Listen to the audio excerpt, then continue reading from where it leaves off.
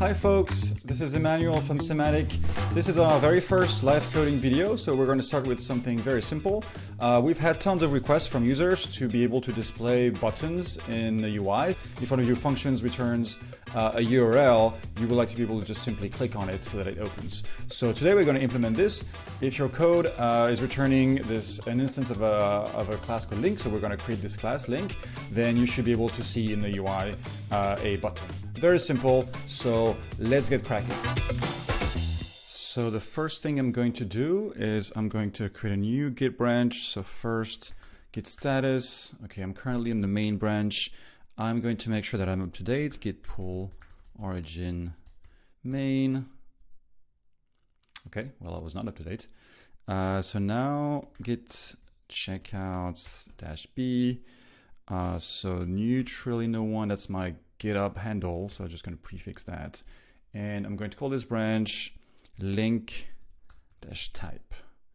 So now the next thing I'm going to do is I'm going to create a new file, and I am going to create it in the Sematic types directory. So I think here I can just do that, new file, and I'm going to call this, I guess, link, because that's the name of the type that I want to build. I think I'm going to use a data class to do this because I want to store two fields. I want to store the name of the link that is going to be displayed on the button and the URL. So I'm going to import from data classes, import data class. And in Sematic, we have this convention where we group our imports. So this is a standard library. Now let's create that class. So add data class, and I'm going to call it link. And as I mentioned, two fields. I'm going to call this one name, or maybe actually call it label. That's a bit more explicit. And the type is string, and then URL, the type is string as well. The next thing I want to do is to implement some validation logic to make sure that the URL is an actual URL. So before implementing anything, I'm going to create a test. So going back here, I have this test directory here. I'm going to create a new file called test link.py. And in here, I can implement the test. Let's import the class. So from sematic.types.link import link. Okay. Now test URL validation. Let's try something basic. So link equals link, label my link, URL equals. Okay, so this should work. And then I'm going to just assert that link.label equals my link, and link.url equals. Of course, this is going to work, but so first we need to create some Bazel targets to be able to build this. So the first Bazel target is probably in here. So we have our build file here. I'm going to open this here to the right. So let's create a new Bazel target, pylib. It's called link. And currently there's no external dependencies. Data class is part of the standard library, so no issue there. Now we need a target for our test. So same here, there's a build file that I'm going to open here to the right. And I'm going to write a target for my test, pytest. And we're going to call it test link. Dependencies, I have one dependency for now, which is this imported I'm doing here. And the address of the target is Sematic /types/types : link. Okay, now I'm going to run this test. So Bazel, switching to my console here, Bazel test, Sematic /types /test, test link. Okay, it's passed, of course. That makes sense. Let's add some validation. So for validation, I'm going to use the URL lib package from the main library. So before implementing anything, I'm going to open an IPython console here, and I'm going to play with that URL parse function that I can get from URL lib. So URL parse basically takes a string and extract all the components of a URL. It doesn't do any actual validation. So for example, if I do URL parse just foo, then see, it just extracts components and everything is empty, but there's no particular validation. Also, for example, if I use a scheme that doesn't exist, so for example, foo, like not HTTP or HTTPS or FTP or anything like that, it also doesn't fail. It's just extracting foo as a scheme. So what we can do as a baseline validation is to make sure that at least we have a scheme and a netlock. So we could do something like, so let's say we do parse and then p.scheme. So there are a number of packages out there to do validation. There's one called validators. I don't really want to add a new external package here. I know in Sematic we want to keep things light. So I'm just going to use this and check that there's a scheme and netlock. If there's a wrong scheme or a wrong location, then the link just won't work and the user will have to change it. I think that's an acceptable behavior. Okay, so let's import here let's import this. There you go. Now I'm going to overload init. So let's type it, string URL string, and then parsed URL equals URL parse of URL. Okay, and then I'm going to do if. So what happens if, is it just an empty string? Like here, if I do the scheme, it is just an empty string. Okay, so if len of parsed URL.scheme equals 0. So I know I can just do like if not parsed URL.scheme, but I don't like to use truthiness because it can lead to bugs. So I'm being very explicit about my condition here. The length of the string is 0. That's what I want to test for. And or len parsed URL.netlock equals 0. Then I'm just going to raise a value error. Value error is when the input value is incorrect. And I'm going to say just incorrect URL, and I'm just going to print the URL. Parse URL. And actually, I think I might do something like wrapper so that we have quotes around it. And if everything's okay, self.label equals label, self.url equals URL. There you go. So let me just rerun my test. Okay, now let's try an incorrect one. Test URL validation fail. And I'm going to rename this one to pass. And so we're going to use PyTest here to make sure that there's an exception is being raised. So third party import PyTest. And I'm going to do with PyTest raises value error and match. So that's to match the error message. So the error message was incorrect URL. So let's do incorrect URL. And then here I'm going to try to instantiate with, so this is fine. And then here, I'm just going to pass foo. All right, let's try this test. And I'm going to do here dash dash test output all, so we can see the exception or the error. Okay, it's passing, which means that our validation is correct. I'm going to make sure that link type is imported by the top level init file so that it's available out of the box as in the public API. Yeah, there you go. So we're going to do from sematic.types.types.link import link.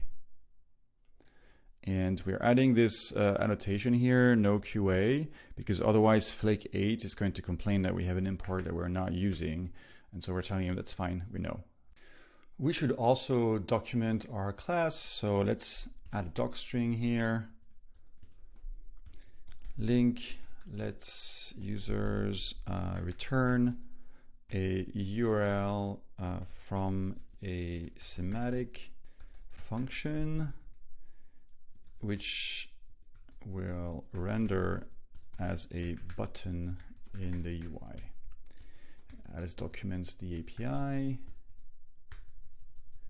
So we have label and URL.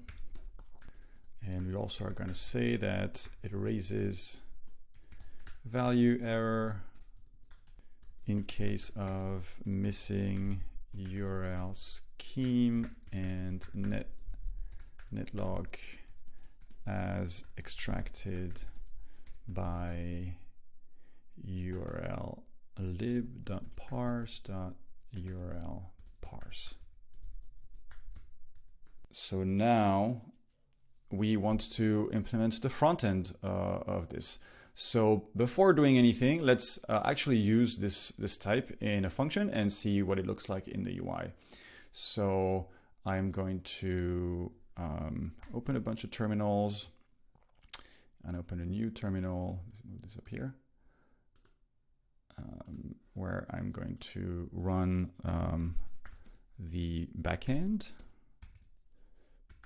And I'm going to open another terminal where I'm going to start the React app, npm start. Here we are. I'm going to use this add pipeline here, which is extremely simple. Look at the main. It's calling pipeline here. And so I'm just going to change this. Pipeline is down here. And I'm going to return a link instead. Oh, of course, I need to import it. Link. All right, and I'm not going to do any of this. I can comment this. I'm just going to return a link, and the label I'm going to do maybe Sematic documentation, and the URL is going to be https docs.sematic.dev. Okay, so what I expect, because I haven't implemented the front end yet, what I expect is for this to render as a regular data class with field label and URL.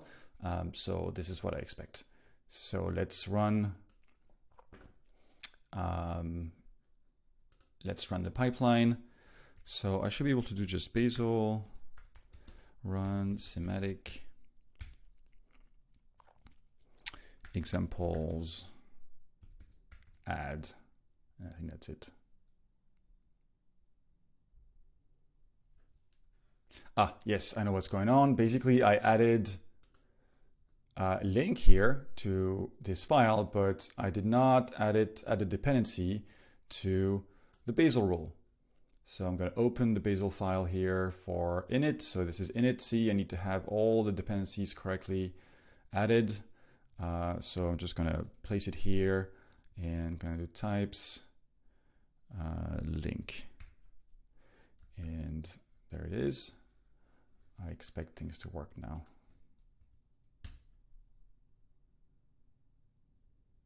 Okay, let's take a look at the UI. Pipeline has run. See, this is rendered as a regular data class, just label and URL. So now what we want instead of this is to have a button. So let's take a look at our types file in the React app. So it's called types.tsx. So this file is a bit of a mess because, as you can see, all of the types are defined here. Like, for example, this is string, this is float, int, boolean, non, list, and so on. Ideally, each of those would be in their individual files. So this is an element of technical debt that we need to fix. Ideally, each type has its own file. But I'm not going to do this now because it's a ticket on its own. Just going to add a new component.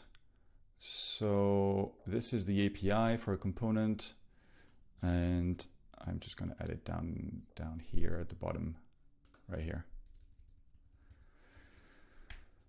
Okay, so I'm going to call it link value view just to align with the convention. Link value view, regular data class value summary, data class. Okay, there you go. This is casting logic. And here's the summary. Serialized class.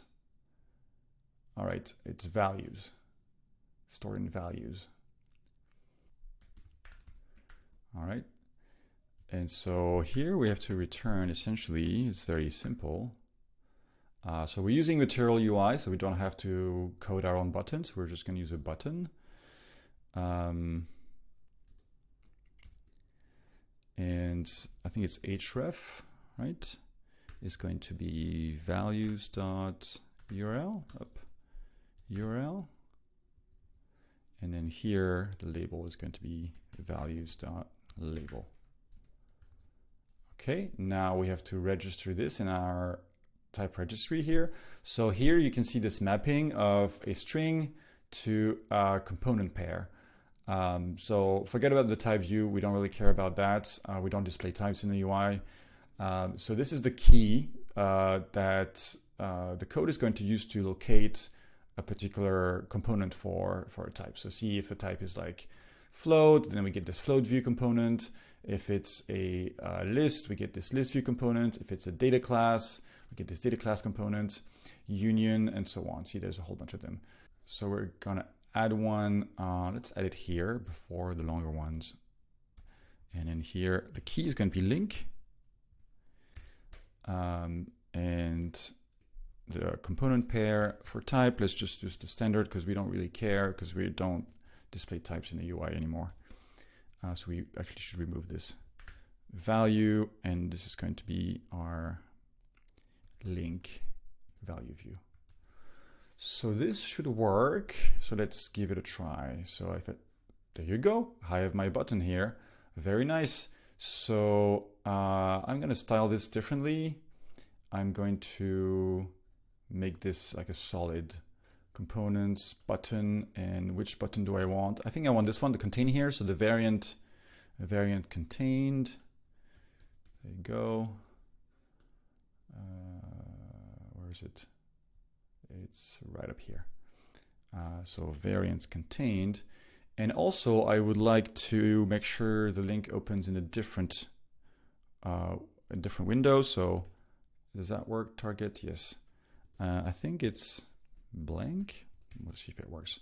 Also, I want to signal to the user that it's going to open in a different tab. So I think there's an and we're going to pass. Why is it? Okay, we're going to pass an icon called, I think it's called open in new. Yeah, there we go. Okay, let's check our UI. Okay, there you go. The icon is here. So let's click on this, make sure it opens in a new tab. It does, and there we go. So yeah, I think that's it. Now let's commit our work. Git status. So we added a couple of files and we changed a bunch of other ones. So before committing, I want to revert the changes I made to the pipeline because I don't want to change that. So I'm just going to check out this, checking again. Okay, the build file for types, the init, types, link. Okay, there we go. So I'm going to do git commit minus all message, a new link type to display buttons in the UI.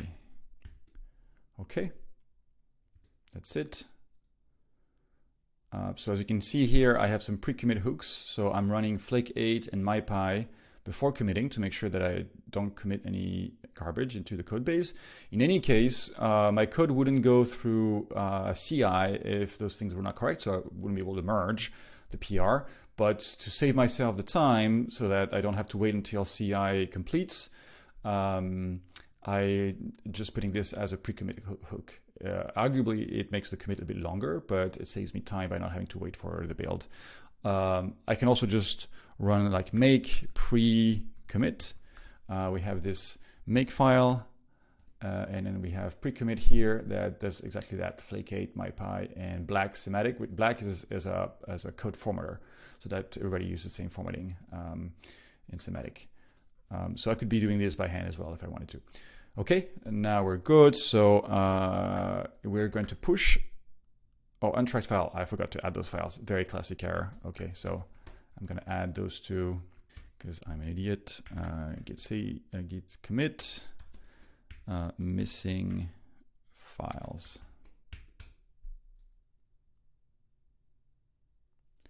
Now I'm going to git push. Okay. Git is telling me that I can create a new branch, so I'm going to do that. New PR. Let's create a new PR. And I'm going to call it new link type to display buttons in the URL, in the UI. Let's write some thoughtful description here. This PR introduces a new link type that enables users to display links in the UI. I think that's enough. So let's create a pull request. And I'm going to add a reviewer. I'm going to add my collaborator, Josh, to this PR as reviewer. I'm going to add a label. It's UI, and I think there's another one called enhancement. Okay, so while the build is building, let's write some documentation here. So I'm not sure where to put documentation here. So what I'm going to do is I'm going to ask my collaborator what he thinks. So at Augrey, where do you think I should document this? We currently do not have a dedicated documentation page for types since we don't have that many custom types. Okay, I think it would be nice to add a screenshot to this here. So I'm going to open the UI and I'm going to take a screenshot of this.